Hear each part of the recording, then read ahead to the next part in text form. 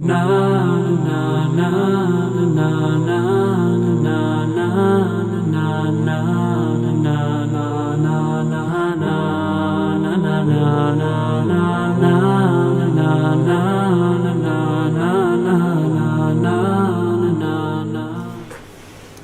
Tov les amis, shalom à tous les éveillés, tous les réveillés, tous les éveilleurs. Bezrat Hashem Ashrenu. Faut pas oublier que chaque nuit, c'est un cadeau d'Hachem. Chaque nuit, c'est un cadeau d'Hachem. Chacune ici où il aurait pu être, au lieu d'être dans la cordonnerie. Ashrenu, merci Hachem, qu'il a envoyé un tzaddik comme ça, qui a de la miséricorde. Que Hachem il manifeste sa miséricorde à travers le tzaddik. Atov kilo chalu rachamecha merachem kilo tamu chasadecha. Akadosh Baruch Hu, il cherche toujours comment arriver à manifester sa miséricorde et son amour et nous délivrer, Bezrat Hashem.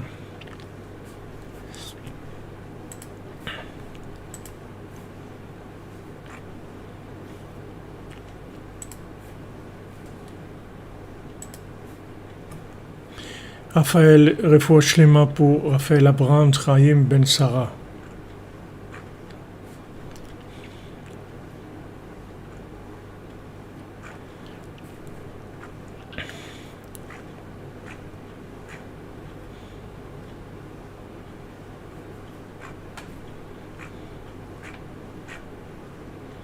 Refoua pour le Tinok Ben Simcha et Léa Bat Simcha.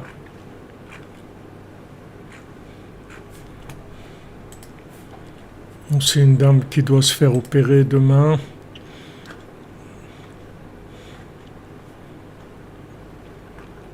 Elle s'appelle Léa Bat Shoshana. Bezrat Hashem, que son opération marche bien. Emmanuel Ben Nadia, Refoua Shlema. Leilou Nishmat de Jacques Isaac Ben Sarah Lor Sarfati, c'est son Yortzeit. Oui, c'est un nouveau livre qui est sorti qui s'appelle Vivre Breslev. Je vous ai envoyé la photo, il vient de sortir aujourd'hui. Donc, Leilou Nishmat, on fait Leilou Nishmat de Meir Emil Ben Zmirda, Mesoda Bat Simcha, pour le refoua de Viviane Bat Emilia Sal, il faut Shlema pour Zala Bat Rachel. Voilà, on avance Bezrat Hashem, donc on continue dans nos explications sur le premier conte. Alors, dans le conte, on voit qu'il est arrivé dans un palais. Et il a vu que là-bas, il y avait un roi avec sa couronne. Et il y avait plusieurs musiciens qui chantaient devant le roi. Et là-bas, c'était beau, c'était magnifique. Il a vu là-bas des mets et des nourritures tovim bons, et il s'est dirigé vers cette nourriture et l'a mangé. Hamakom hazeh hu lotov, cet endroit-là où il était, c'est l'endroit du lotov, comme elle lui a dit la princesse. Odot she'ela anishelet, alors on pose la question.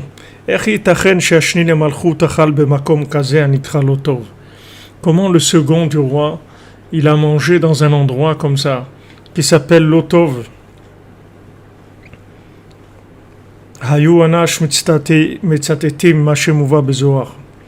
Alors les Breslevers à Ouman, ils disaient ce qui est écrit dans le Zohar, quand on se trouve en exil, on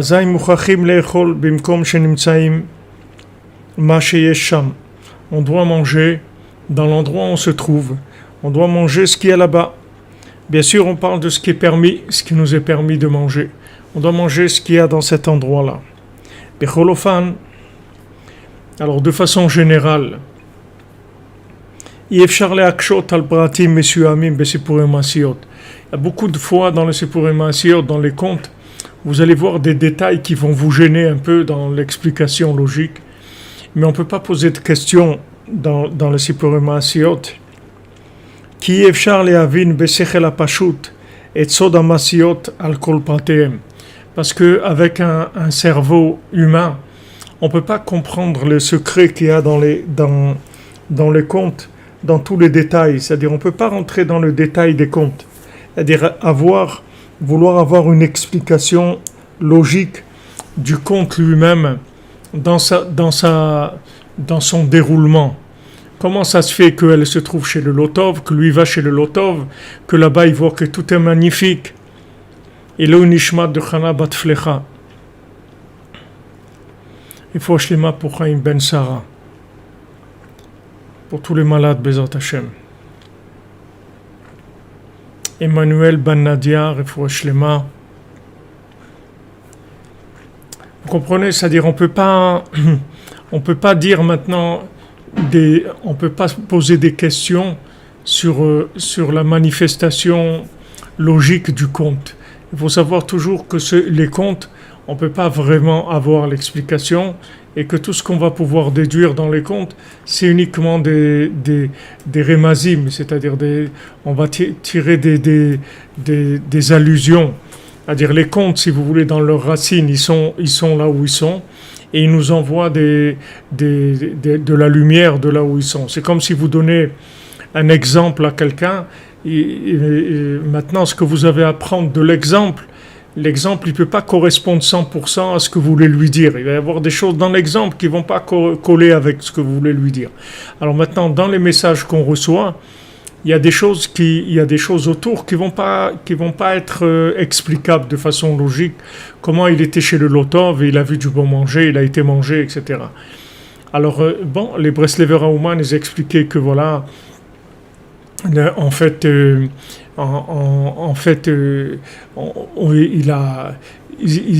dans l'exil, on peut pas exiger des choses. On se tient dans ce qui est cachère, dans ce qui est permis par Hachem, c'est tout, mais on peut pas faire des exigences quand on se trouve en exil. Le fait qu'on soit en exil, alors ça amène un exil aussi dans la manifestation des choses. On peut poser aussi la question d'aller plus loin, de dire pourquoi Rabbi Nachman il est enterré à Ouman, pourquoi il n'est pas enterré à Jérusalem, sur le mont des Oliviers. On peut demander ça. Merci Alain Adjus pour votre tzedaka, qu'Hachem vous bénisse. Et on peut demander ça aussi, la question, pourquoi Rabbi Nachman il a choisi d'être ici et de ne pas être à Jérusalem. Et c'est un endroit qui est beaucoup plus en rapport avec son message et avec ce qu'il est venu faire sur terre. Mais c'est la galoute. La galoute, ça veut dire qu'il y a un travail qui est fait. Et ce travail, il demande de s'investir automatiquement dans des zones et dans des choses qui ne sont pas les choses les plus logiques dans la manifestation extérieure du bien, si vous voulez.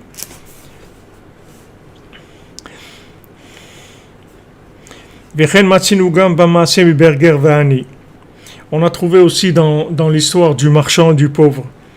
Chez Ben Aberger Tzadlo Arnevet Lechol, que le fils du marchand, alors il a chassé un lapin pour manger.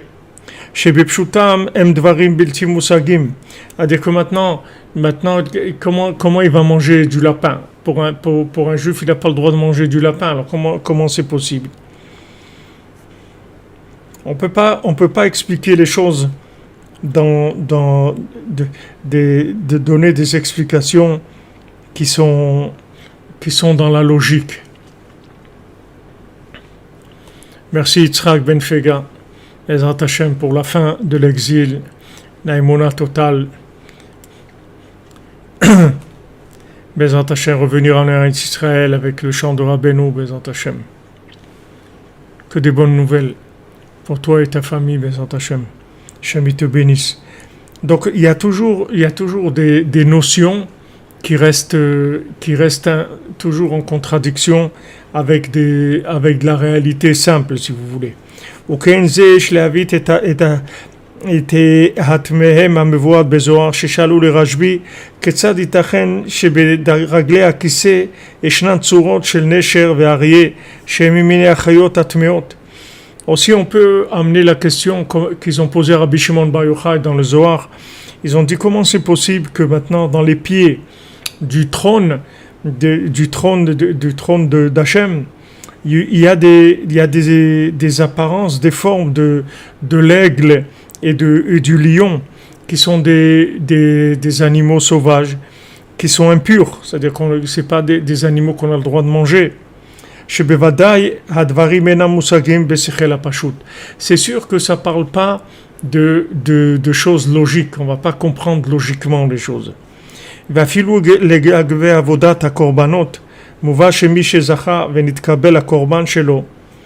Même au sujet, quand il y avait des sacrifices qu'on amenait au temple, c'est écrit que celui qui a eu le mérite et que son sacrifice a été accepté, il voit devant lui une image d'un lion. C'est-à-dire quand il amenait un sacrifice à Hachem, une offrande, quand elle était acceptée, alors il y avait devant ses yeux se présentait l'image d'un lion. Améramez le Gdushat Abrit, qu'est-ce que le lion? Il fait allusion à la sainteté de l'alliance, comme Rabbeinu rapporte dans la Torah 50 dans les côtés moraux. ועל כל פנים, בוודאי ישנם פרטים רבים בסיפורי מעשיות שהם תמירים ונשגבים. C'est sûr que dans les contes, il y a beaucoup de détails qui nous dépassent complètement dans la logique. שבשום אופן אי אפשר להבינם ולהשיגם בשכל אנושי. Que c'est sûr que on peut pas les comprendre avec un esprit, une logique humaine. Donc il faut savoir que quand on va tirer des allusions qui passent à travers les contes, alors ces allusions, elles sont par rapport à des notions qui nous sont déjà triées, c'est-à-dire c'est des notions qu'on connaît déjà. Et juste ça va nous ouvrir, ça va nous permettre une connexion avec les Sipurim Maasiot pour ouvrir ces notions-là. Mais dans le conte, il va y avoir toujours des choses qui vont être incompréhensibles dans la logique. Et ça, c'est dans tous les contes comme ça. Et ça fait partie de la structure des contes. Les contes, c'est pas de la halakha, c'est pas quelque chose qu'on va comprendre logiquement et maîtriser complètement. Ce sont des choses qui nous dépassent complètement parce que ça vient d'un monde avant que ça commence à prendre forme dans les mondes les plus élevés. Alors si déjà c'est au-dessus de tous les mondes, au-dessus du monde de Hatzilut, de l'émanation, ou de la Bria, ou de Yetzira, c'est-à-dire de tous ces mondes-là, c'est au-dessus de tout ça, alors c'est sûr que quand ça arrive dans notre monde à nous, où on a une certaine logique de fonctionnement, c'est sûr qu'il y a des choses qui vont paraître bizarres et incompréhensibles. Alors ça, on laisse de côté et on avance. On avance, c'est-à-dire qu'on comprend ce qui va nous aider en fait à nous réveiller. C'est-à-dire qu'il ne faut pas oublier que ce que Rabbeinu il vise avec les contes, c'est-à-dire pourquoi Rabbeinu a raconté les contes, c'est pour nous réveiller des 70 facettes de la Torah desquelles on s'est endormi. C'est ça si vous voulez, le but de l'enseignement. Maintenant, qu'est-ce que ça veut dire que ça va nous réveiller? Ça veut dire que ça va connecter des notions qu'on connaît avec notre cerveau, mais des notions qu'on n'est pas arrivé à connecter à notre cœur. C'est-à-dire, ce sont des notions quand on parle de la cordonnerie, on parle du cordonnier, de ça, ce sont des notions qu'on connaît. Il y a toutes les notions qu'on développe du fils du roi, du fils de la servante, d'être en exil, d'être inversé, toutes ces notions qu'on voit, ce sont des notions qu'on connaît dans la logique. Mais le problème, c'est que la connaissance qu'on a, c'est une connaissance du fruit de l'arbre de la connaissance du bien et du mal. C'est-à-dire, ce sont des connaissances endormies. Ce ne sont pas des connaissances qui sont vivantes. Donc le but du Sipurim Maasiot, c'est de réveiller, si vous voulez, d'éveiller la connaissance de manière à ce qu'elle se transforme en conscience, c'est-à-dire en vitalité. C'est ça le but des Sipurim Maasiot. Donc maintenant, il va y avoir des ingrédients dans les contes qui ne sont pas du tout logiques, des choses que d'après la logique, on ne va pas comprendre comment ça fonctionne. Mais le but, c'est pas de comprendre logiquement les contes. Le but, c'est d'être imprégné de l'énergie d'éveil qu'il y a dans le conte. C'est ça le but des contes. Comme on en a parlé, comme on a vu, comme Rabbi Nathan il nous a dit, c'est-à-dire que ce sont des notions des notions d'éveil, si vous voulez. Et les notions d'éveil, c'est pas toujours que tout le contexte il va être compréhensible logiquement, puisque tout le but des contes c'est pas de nous transmettre quelque chose de logique. Si on voulait nous transmettre quelque chose de logique, on serait passé par des notions mathématiques, des notions, si vous voulez, philosophiques claires et des notions qu'on comprendrait dans la logique. Mais justement, comme toutes les notions de la logique qu'on a, elles nous ont amenés au sommeil, à un sommeil pratiquement total, c'est-à-dire on est pratiquement dans le coma, c'est-à-dire tellement on a des connaissances qui nous servent à rien, qu'on n'arrive pas à utiliser, que Rabbeinu lui-même, il a été chercher les contes, qui est le niveau le plus élevé de la Torah, pour faire descendre, en fait, une vitalité, c'est-à-dire quelque chose qui va nous éveiller, malgré que notre esprit soit complètement dans le coma, c'est-à-dire malgré que notre cerveau soit dans le coma, on va réveiller notre cœur. Et une fois qu'on aura réveillé notre cœur, alors on pourra aussi réveiller notre cerveau, puisque du moment où on va reprendre la vie, on va prendre goût à la vie, on va se connecter, on va se sentir faire partie du monde, de tous les mondes même, avec Hachem, avec les tzadikim, avec tous les individus qu'il y a sur Terre, avec tous les animaux, les plantes, le minéral, tout. À ce moment-là, après, ça va remonter vers le cerveau et on pourra commencer à faire fonctionner notre cerveau, mais ça sera un cerveau éveillé, pas un cerveau qui est endormi. Donc c'est ce qui explique pourquoi il y a des notions qui ne sont pas du tout logiques. Parce qu'en fait, dans tous les contes, il n'y a rien de logique, dans tous les contes. Mais il y a des notions qui sont choquantes parce que si on les descendait dans la logique, alors elles ne pourraient pas du tout exister comme elles sont présentées. Elles doivent prendre une autre forme, mais pas cette forme-là. Donc il y a des notions qui peuvent prendre de la forme qu'elles ont. Par exemple, elle a voyagé, elle est partie, il l'a cherché, il a pleuré, on lui a dit que ça n'existait pas. Tout ça, ça va, c'est quelque chose qu'on peut comprendre. C'est dans la logique de ce monde. Mais il y a quelques détails, des fois, qui sont au-dessus de toute compréhension logique. D'accord ? Donc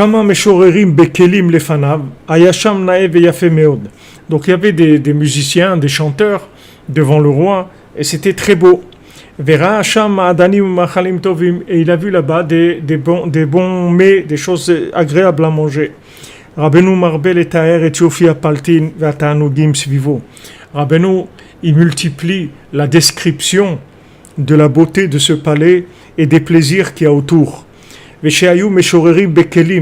que là-bas, il y avait des musiciens qui chantaient et qui jouaient de la musique. Et là-bas, que c'était beau et c'était extrêmement agréable. Et là-bas, il y avait des bons plats, des mets qui sont très bons. Les marot zot hamakom ou lotov. Malgré ça, c'est un endroit qui est lotov. Meramez al hevle olamazé val dimionotav. Donc Rabbeinu nous fait allusion aux bêtises de ce monde et à l'imagination. Chez kol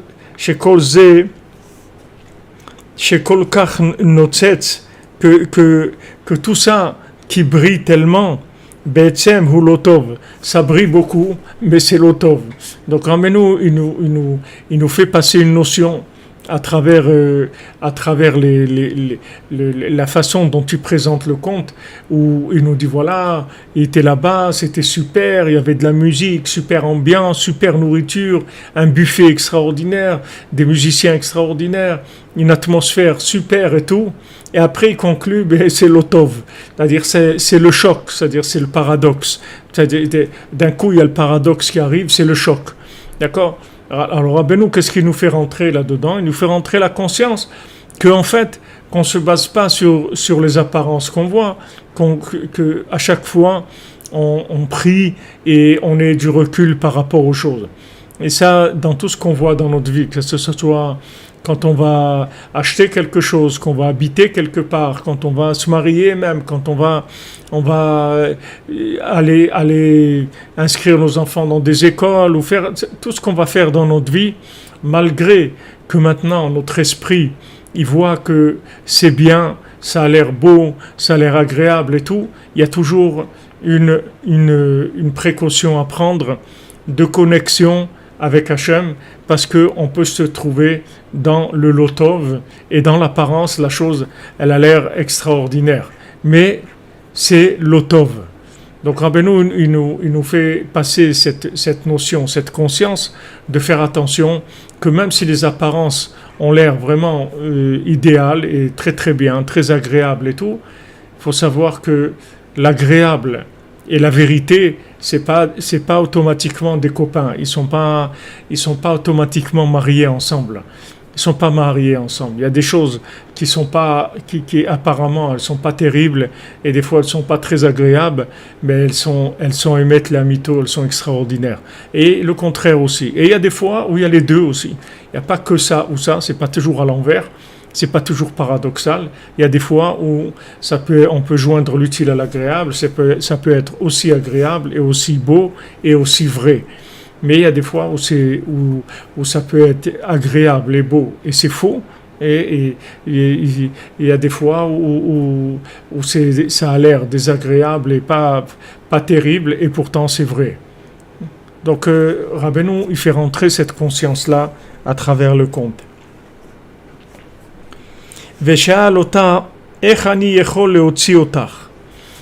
il lui a demandé à la princesse, comment je peux faire pour te faire sortir?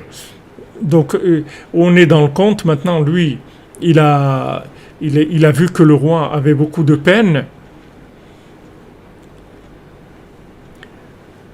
Il a vu que le roi avait beaucoup de peine, et il a été la chercher donc pour la ramener chez le roi, chez son père. Alors maintenant, il lui demande, dis-moi comment je peux te faire sortir d'ici. Donc elle lui a dit, alors que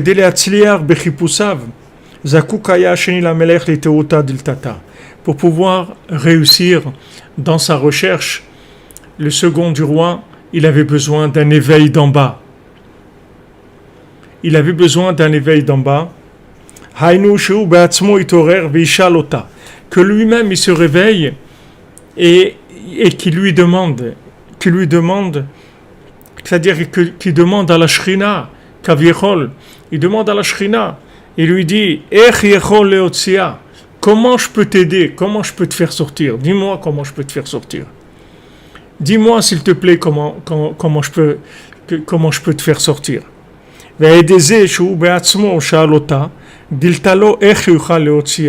Et par le fait que maintenant, lui, il lui a demandé comment je peux te faire sortir, c'est comme ça que elle lui a révélé la façon dont il allait la faire sortir. C'est-à-dire que ce que Rabbeinu veut nous dire, c'est que la méthode qu'il veut nous dire, c'est-à-dire il ne faut pas s'attendre à ce que la Shrina elle-même, elle va nous dire comment la faire sortir si elle n'entend pas de notre bouche et de notre cœur qu'on a envie de la faire sortir et qu'on lui demande comment je peux faire pour te faire sortir.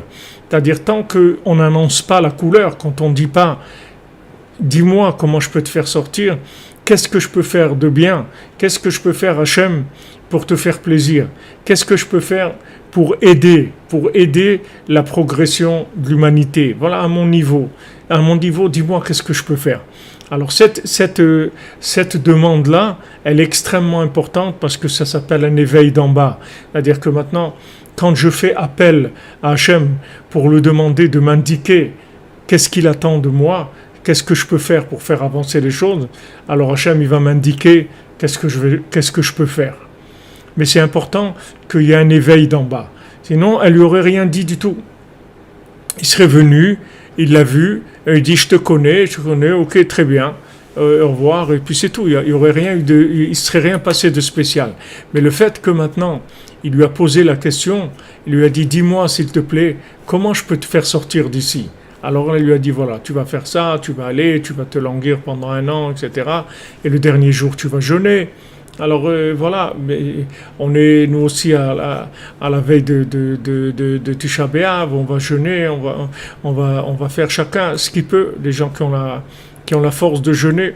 Les jeûnes, ils ont pas été instaurés pour les gens qui n'ont pas la santé pour jeûner. Les gens qui ont la santé pour jeûner, alors ils jeûnent. Les gens qui n'ont pas la santé, ils n'ont pas l'obligation de jeûner. Les jeûnes, c'est un travail pour des gens, c'est un effort pour des gens qui ont la santé pour le faire. Donc, quand on arrive maintenant dans la veille de Tisha B'Av, que Hachem il a caché complètement la Géoula dans une apparence paradoxale, justement, comme on l'a vu, pour pas qu'il y ait le mauvais œil, parce que sur le premier temple et le deuxième, il y avait le mauvais œil, sur la sortie d'Égypte, il y avait le mauvais œil, comme Paro il dit, je vois Ra'a Lifnechem, je vois qu'il y a du mal qui vous attend sur la route, je le vois sur votre chemin, qu'il va y avoir du mal qui va se passer. Il y a du sang, je vois du sang sur la route. Et mon cher Rabbeinu, il a utilisé ça, c'est-à-dire cette vision-là dans le sang de l'alliance, de la circoncision. Mais si vous voulez, Paro, il avait mauvais œil sur la sortie d'Égypte. Bien sûr, parce que pour lui, il était en train de perdre des esclaves, il était en train de perdre sa vitalité, puisqu'il s'alimentait de l'esclavage. Comme aujourd'hui, toute la société qui s'alimente de l'esclavage des êtres humains et qui les empêche de se connecter à Hachem, comme ça ils en font des esclaves. Alors l'histoire c'est toujours la même, elle a pas changé tant que Mashiach il se révèle pas. On va pas voir la fin de ça de façon tellement évidente. Donc maintenant le Paro il a mauvais œil, c'est-à-dire il veut pas nous laisser arriver. Donc il dit voilà, je vois, vous allez pas vous en sortir, il va vous arriver ça, etc. Donc Hachem lui-même il habille le troisième temple dans une apparence de destruction. C'est-à-dire que apparemment, c'est une époque de deuil, c'est une époque où il y a la destruction du temple et avec toutes les difficultés que ça entraîne. Mais en fait, ça c'est que apparemment. C'est-à-dire, c'est le contraire de ce qu'on a vu dans le Lotov. Le Lotov, c'est apparemment magnifique, etc. Mais en fait, c'est Lotov. Et là, on se trouve dans le contraire. C'est-à-dire, apparemment, c'est Lotov. Ouais, c'est des périodes difficiles, on ne peut pas manger de viande, on ne peut pas se couper les cheveux, on ne peut pas faire des trucs, on ne peut pas aller à la piscine ou kiffer, trucs et tout. Mais ça, c'est apparemment. Mais Behemet, c'est Tov Meod, c'est extraordinaire. Ce sont des périodes extraordinaires puisque ce sont des périodes où on peut trouver Hachem de façon très très facile. Il est très très proche de nous puisque maintenant de ça, après on va aller vers Elul et vers Rosh Hashanah, etc. qui sont des jours de révélation. Mais pour arriver à cette révélation, on va passer par une période qui est inversée. Et la même chose Rabbi Nachman, quand ça a été un choc pour tout le monde de la chassidoute, parce que Rabbi Nachman il a révolutionné complètement tout le monde de la chassidoute, puisque Rabbi Nachman c'était un descendant du Baal Shem Tov et donc il était dans la lignée de la chassidoute avec tout ce que ça représente comme façon de la vivre. Et Rabbi Nachman il a dit non, après moi il n'y a pas de rabbi, il n'y a pas d'autre rabbi, c'est moi le rabbi, c'est tout, il n'y en a pas d'autre. Et il dit voilà, je reste avec vous, je suis avec vous, je marche devant vous. Je suis là, je suis avec vous, je pars pas. Mais pourtant, apparemment, on ne le voit pas. Mais pourtant, il est là. Vous voyez qu'il est là. Si maintenant il y a la cordonnerie, c'est qu'il est là. Sinon, d'où on aurait fonctionné? Comment on aurait pu être réunis? Comment il peut y avoir Rosh Hashanah Ouman? Comment il peut y avoir tant de gens qui se rapprochent de Breslev si le rabbi n'était pas là, si le rav n'était pas là? Donc il est là, Rabbi Nachman. Seulement, on ne le voit pas. Alors Rabbi Nathan, en fait, les seuls moments où Rabbi Nathan, il avait un petit peu de joie, c'est-à-dire un petit peu, on ne peut pas dire vraiment de la joie, mais c'est plutôt de la consolation.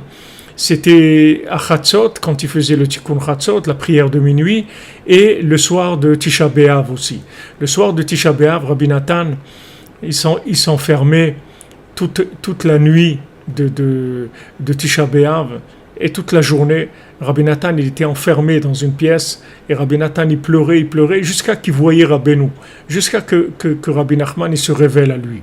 Parce que c'était les moments où il exprimait tellement le manque qu'il ressentait par rapport au fait que Rabbi Nachman était maintenant caché. Et dans ces moments-là, il arrivait justement à la révélation, dans les moments qui sont apparemment cachés. Donc on est dans le paragraphe.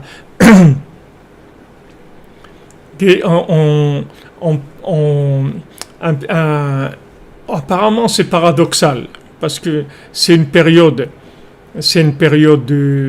qui a l'air une période de destruction, mais en fait, c'est le troisième temple qui se construit, et il se construit dans une apparence de destruction extérieure. Mais de l'intérieur, il se construit et il va arriver, Bezat Hashem, très rapidement. Il va arriver, Bezat Hashem, très rapidement. Et tout ce que vous voyez dans le monde, qui a l'air catastrophique et très dur, etc., en fait, c'est une façon de pouvoir amener la délivrance, et sans avoir le mauvais œil, sans que les choses se fassent de façon extérieure, que extérieurement les choses elles aient l'air magnifiques, extraordinaires et tout, parce que ça a été déjà comme ça et ça n'a pas réussi. Donc maintenant, Hachem il a dit voilà, puisque maintenant en fait on a fait les choses en grande pompe, comme on dit, à la sortie d'Égypte, etc., avec tous les miracles, avec toutes les plaies qu'il y a eu, etc., c'était en grande pompe, avec l'ouverture de la mer Rouge et tout. Le résultat, il n'a pas marché. Donc là, on ne va pas faire la même chose. On va faire qu'apparemment, ça ne marche pas. Et en fait, ça va marcher de façon extraordinaire. Vous comprenez ? Parce que, et vous voyez que jamais le monde il a été aussi proche de la vérité qu'aujourd'hui. C'est-à-dire, jamais il y a eu du Emet le Hamito comme aujourd'hui. Le Emet le Hamito qu'il y a aujourd'hui, la vraie vérité, elle se révèle de façon extraordinaire. Beaucoup plus que de tous les temps. Il n'y a aucune époque, même à l'époque de Moshe Rabbeinu et de Rabbi Shimon, du Harizal, du Baal Shem Tov, il n'y a jamais eu une vérité aussi palpable et aussi accessible qu'aujourd'hui. C'est très très accessible. Mais l'emballage il est lotov. L'emballage il est lotov. C'est le contraire de ce qu'on voit ici. C'est-à-dire que là, la princesse, elle se trouvait dans un palais qui a l'air super et tout, et en fait c'est le lotov. Maintenant aujourd'hui la princesse elle se trouve au lieu de se trouver dans un palais, elle se trouve dans une poubelle, mais en fait elle est là, c'est le principal. C'est vrai qu'on marche dans les poubelles, et nous-mêmes on est caché de nous-mêmes, c'est-à-dire que nous-mêmes le bien qui est en nous, il est caché, c'est-à-dire que si maintenant le bien qu'il y avait en nous, il était complètement révélé, alors ça n'aurait pas été possible qu'ils vivent. Mais maintenant, le bien qu'il y a en nous, il est caché. C'est-à-dire, on a des hauts et des bas. Et en fait, les moments où le bien qui est en nous est caché, il lui permet d'avancer. Il permet au bien d'avancer. Et quand maintenant, il y a de l'acquis, il y a des récipients, il y a de l'acquis qu'on peut lutter contre le mauvais œil, à ce moment-là, le bien il sort. Le bien, il va sortir à chaque fois un petit peu. Donc, le troisième temple, il sera éternel. C'est-à-dire, c'est fini. Il n'y aura plus de destruction. Mais sa venue, elle se fait à l'envers. Et ça, c'est dans tous les chazal, c'est comme ça. Nos sages ils disent voilà, on va être dans l'époque du Mashiach, et en même temps, on va voir, et en même temps on va pas voir. On va y être, en même temps on va pas le voir. C'est-à-dire qu'il y a toujours ce paradoxe-là. Mais ce paradoxe, il vient de ce principe-là. C'est-à-dire que le fait que maintenant elle était emprisonnée dans un palais qui avait l'air extraordinaire, qui avait l'air féerique, où il y avait tout ce qu'il y a de plus beau au monde, de plus bon, de plus agréable, avec la musique, avec tout. Et en fait, c'était le Lotov. Maintenant, vous voyez que ça n'a pas marché, c'était l'endroit où elle a été emprisonnée. Donc maintenant, il va y avoir le contraire. Il va y avoir le contraire, et tout va se faire de façon in extremis. C'est-à-dire qu'il y a un petit vent qui va venir à la fin, et juste quand on croit que, en fait, apparemment, comme on dit, Kalu Kolakitsim, toutes les fins, elles ont l'air ça y est, on a l'impression que c'est la fin. Et juste quand on a l'impression que c'est la fin, c'est là où le petit vent il arrive et il dit je m'excuse, j'étais en retard, mais justement j'étais en train d'amener la princesse dans le château en pierre précieuse sur la montagne en or. In extremis, c'est-à-dire mamash à la fin, comme la lune au moment où elle arrive à son point le plus bas, c'est là où elle renaît. Là, on voit aussi pour Yosef. Yosef il est en prison. Et c'est écrit, voilà, Vayeritsu miabor. Ils l'ont lavé parce que les prisons qu'il y avait à l'époque, c'est pas les prisons c'est pas les baumettes ou Fresnes ou les trucs. Il y avait pas des douches et la télé et les trucs et tout. C'était des endroits qui étaient dans la terre, des trucs sous terre, complètement, des souterrains où ils étaient en prison. Ils étaient en prison sous la terre. Maintenant, ils sont arrivés. Ils ont dit à Yosef, allez vite, tu sors.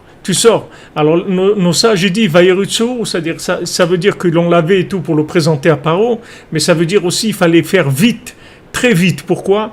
Parce que du moment où est venue la Géoula, il fallait pas attendre une seconde. Tout de suite, il fallait que ça se fasse. Et ça s'est inversé d'un coup. Après 12 ans de prison, il est devenu tout de suite, quelques instants après, ça y est, il était le maître de l'Égypte et en fait le maître de toute l'humanité. Ça s'est fait d'un coup. Alors qu'au début, quand il a commencé à annoncer la couleur à ses frères et tout, ça a été la guerre, il voulait le tuer, etc. Après, il a été vendu aux Ishmaélim, aux Médianim, il a été accusé par Potiphar. Il a passé 10 ans en prison, il a voulu demander à sortir, il a pris encore 2 ans. Alors, tout cet exil-là, c'est l'exil qui est venu du fait que le bien, il s'est montré avec son visage. Alors que maintenant, supposons que Yosef, il aurait vu un peu où se trouvaient ses frères, parce que c'est ce qu'il lui a dit son père. Il lui a dit, va voir où tes frères, ils sont en train de faire paître le troupeau à Shrem, va voir un peu, c'est-à-dire il leur a dit, va voir un peu où ils se trouvent, dans quoi ils évoluent, quel est l'endroit dans lequel ils évoluent. Maintenant, si il avait été là-bas, qu'il avait vu à Shrem, que maintenant, en fait, ils n'étaient pas du tout à Shrem, c'est-à-dire qu'est-ce que ça veut dire qu'ils n'étaient pas à Shrem ? Ça veut dire qu'ils n'étaient pas intéressés du tout par le message que lui, il allait présenter maintenant. Donc, qu'est-ce qu'il aurait fait ? Il serait revenu chez son père.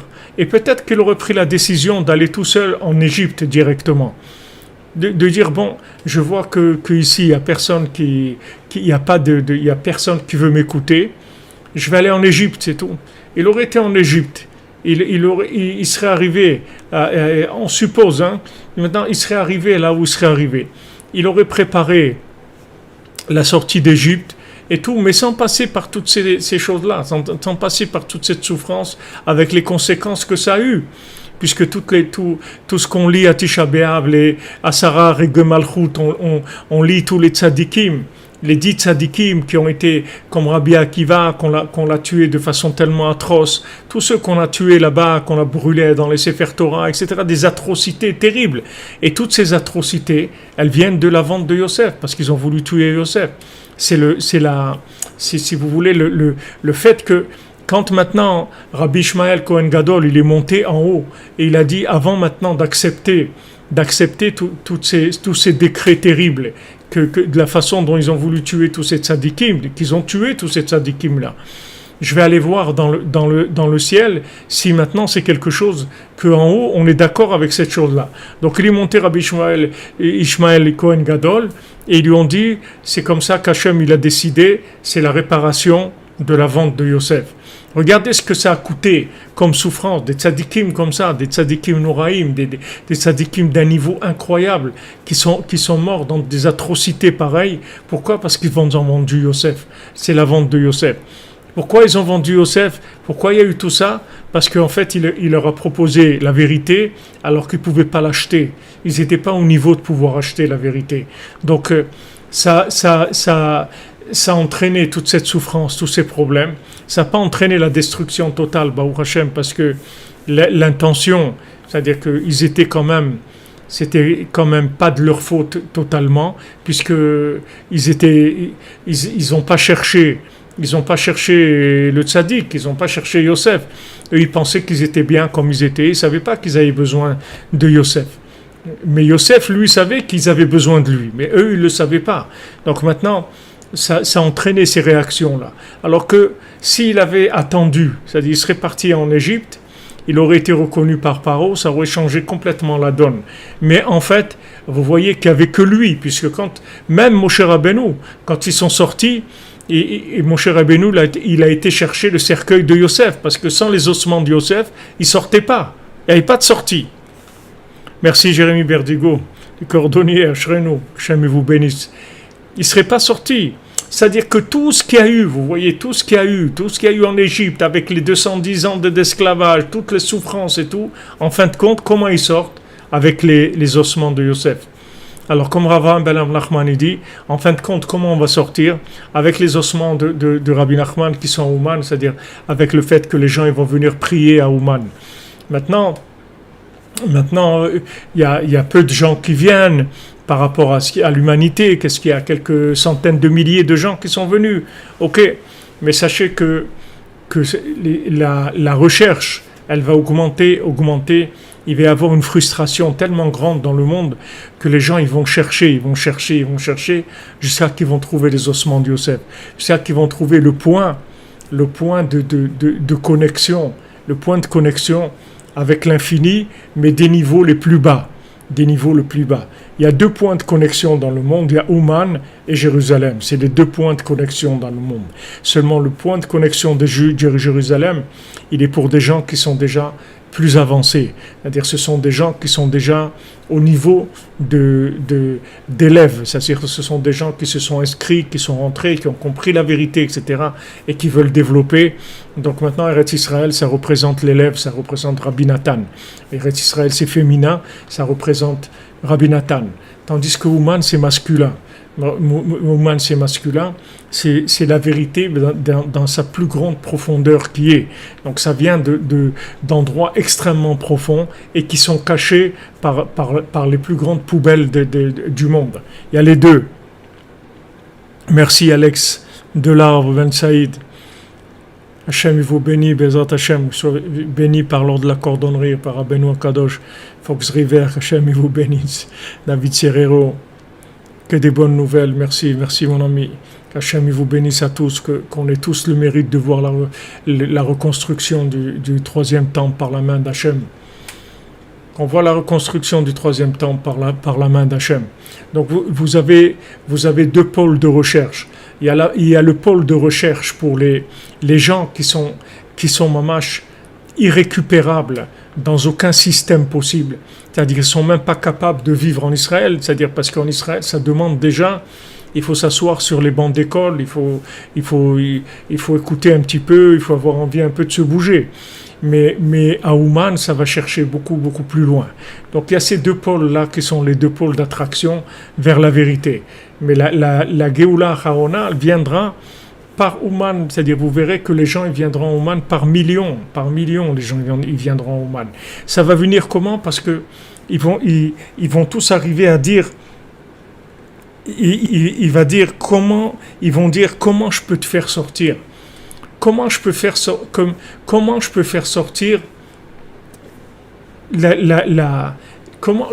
peux vivre. Dites-moi comment avoir envie de vivre. Comment je peux vivre? Parce que sortir la Shrina de la Galoute, ça veut dire quoi sortir la Shrina de la Galoute? Ça veut dire sortir, c'est-à-dire avoir envie de vivre, avoir envie de construire, avoir envie d'avancer, de faire la vie.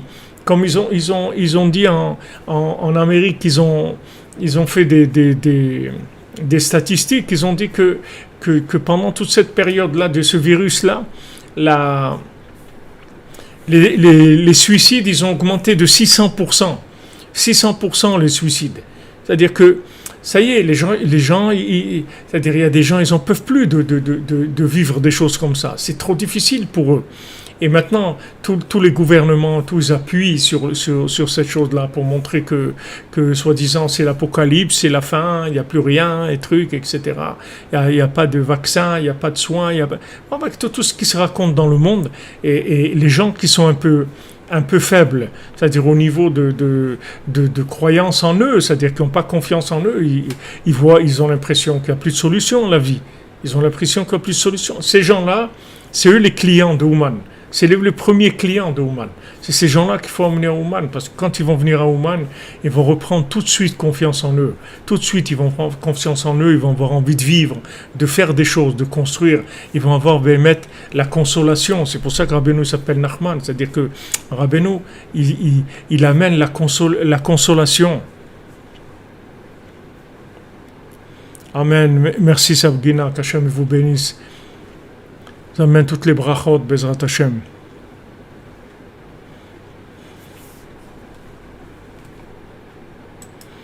Voilà, exactement. Et Ouman pour les assoiffés, pour les frustrés, pour les enragés de la vie. C'est-à-dire que des gens qui sont enragés, ils n'en peuvent plus. Ils disent, mais qu'est-ce qu'on est venu faire dans ce monde? Mais c'est quoi ce monde-là?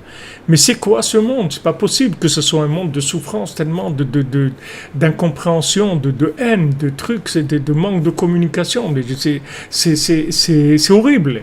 Alors quand vous êtes arrivé là, alors vous savez que vous êtes en forme pour pouvoir venir. C'est-à-dire que vous allez chercher, Hachem va vous aider, vous allez arriver, Bezat Hachem. Merci Corinne Smadja, qu'Hachem vous bénisse, vous et votre famille, Bezat Hachem, que des bonnes nouvelles. Envoyez votre mari, votre famille à Ouman pour Rosh Hashanah, que tout le monde vienne à Ouman pour Rosh Hashanah. Que tout le monde vienne, que tout le monde vienne. Très important que vous soyez à Rosh Hashanah. Tout celui qui peut venir, ça va aider énormément d'abord la personne elle-même, mais ça va permettre au monde entier d'avancer. Comme Rabbeinu l'a dit. Rabbeinu l'a dit des paroles, mais vous voyez que ces paroles, il faut les connecter. Il faut que les connecter, c'est-à-dire tout le travail de la cordonnerie, c'est de connecter les paroles de manière qu'elles deviennent vivantes. Donc maintenant, si vous voulez, il y a un moment où les gens ils vont tout essayer. Ils vont tout essayer. Ils ont cru que maintenant, s'ils allaient acheter le dernier iPhone, alors ils vont être heureux.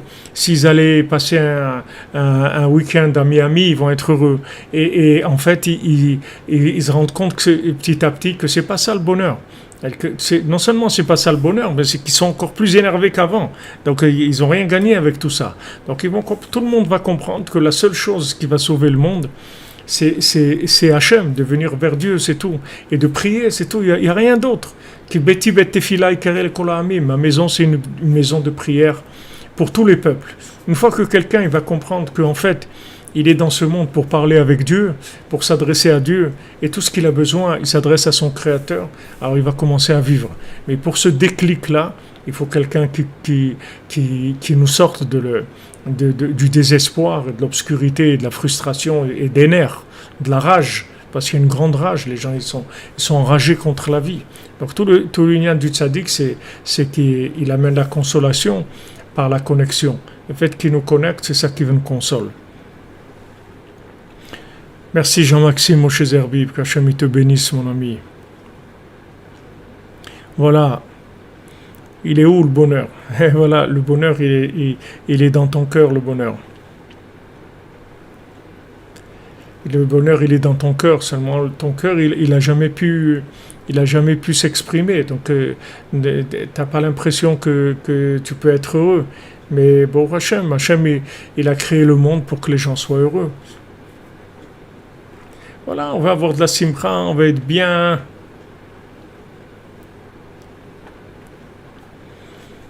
Sylvia Boussou, il y a des gens qui parlent en anglais. Il y a beaucoup de gens qui font des cours en anglais. Moi, je parle pas assez bien l'anglais pour m'exprimer comme en français. Donc, Je fais pas, mais il y a, bon, Hachem, il y a des cours Breslev en anglais. Il y a et vous avez notre ami Yitzhak Glassman qui est français, mais qui est à New York et peut-être il peut vous diriger et tout. Regardez, lui, il est sur YouTube.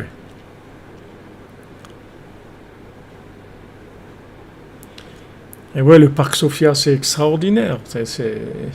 C'est tout ce qui est à Ouman, c'est extraordinaire. C'est-à-dire tout le travail du tzaddik, c'est nous redonner goût à la vie, c'est tout.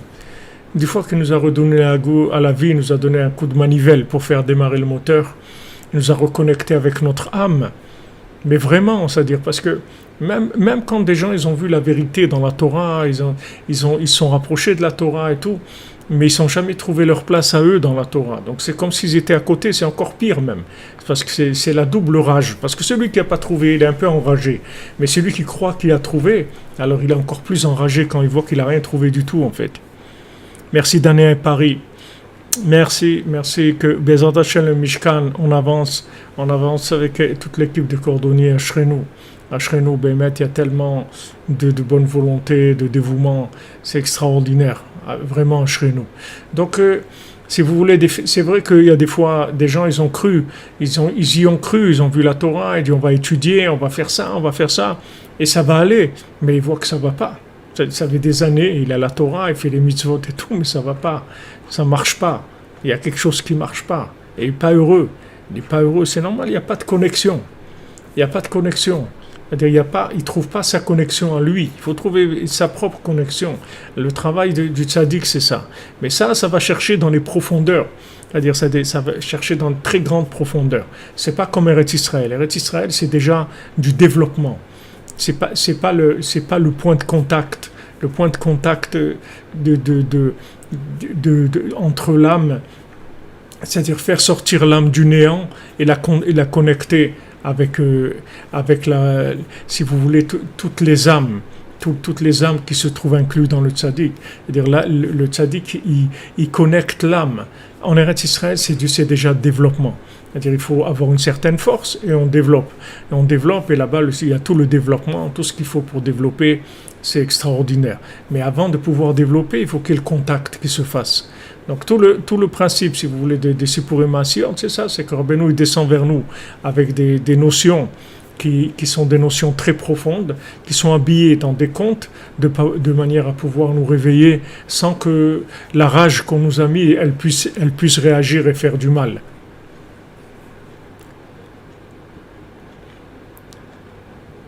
Il n'y a rien humain, il n'y a pas de consigne, il n'y a pas de masque, il n'y a rien du tout. Amen, Violette Poème, que Hachem vous protège à vous aussi, et toute la yeshiva, et le monde entier qui nous libère. Il n'y a rien du tout, c'est toutes des fantasmes d'imagination, il n'y a rien. Il y a des gens qui viennent tous les jours maintenant, des groupes, des gens qui viennent, il n'y a rien du tout. Ils ont réduit le confinement en 5 jours. Et si vous faites un test à l'aéroport, il n'y a pas de confinement, il n'y a rien du tout. C'est juste c'est de l'imagination, c'est tout, il n'y a rien. Ici, il n'y a personne qui porte des masques, il n'y a rien du tout. Même en ville, il y a peut-être 5% des gens qui portent des masques au marché ou dans la ville et tout. Il n'y a pas, juste dans les banques, les trucs, et les gens, ils le portent quand ils rentrent, dès qu'ils rentrent, ils l'enlèvent. C'est tout des fantasmes, il y a beaucoup de fantasmes. C'est normal que ça attaque. Et vous voyez pas qu'on ne va pas vous mettre le tapis rouge, c'est normal. Le Yitzhara, il fait tout ce qu'il peut pour empêcher.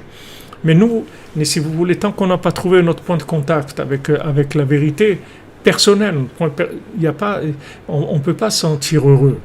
On se sentira heureux que quand on aura la connexion. À ce moment, quand on a la connexion, on se sent heureux. Alors on vient au Man pour la connexion. Et après on est Israël pour le développement, Bezat Hashem. Be'atzlacha les amis. Baruch Hashem, tous ceux qui ont pris les billets déjà pour Rosh Hashanah, Ashrenu.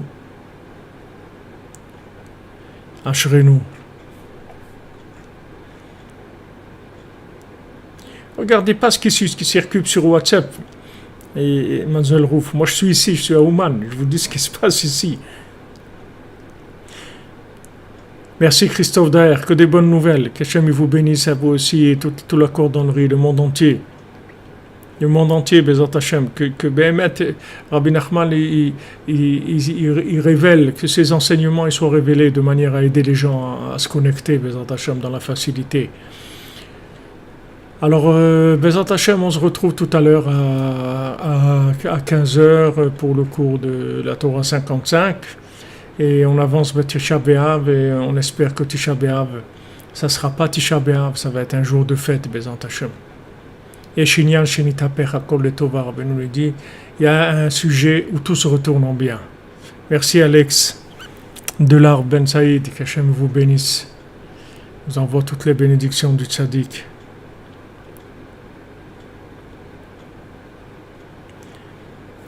Non, je vous dis, ne vous basez pas sur tout ce qui circule, parce que tout est manipulé dans tous les sens. Et les gens, il y a une volonté de faire peur aux gens, de les scléroser, de les bloquer, etc. à tout niveau.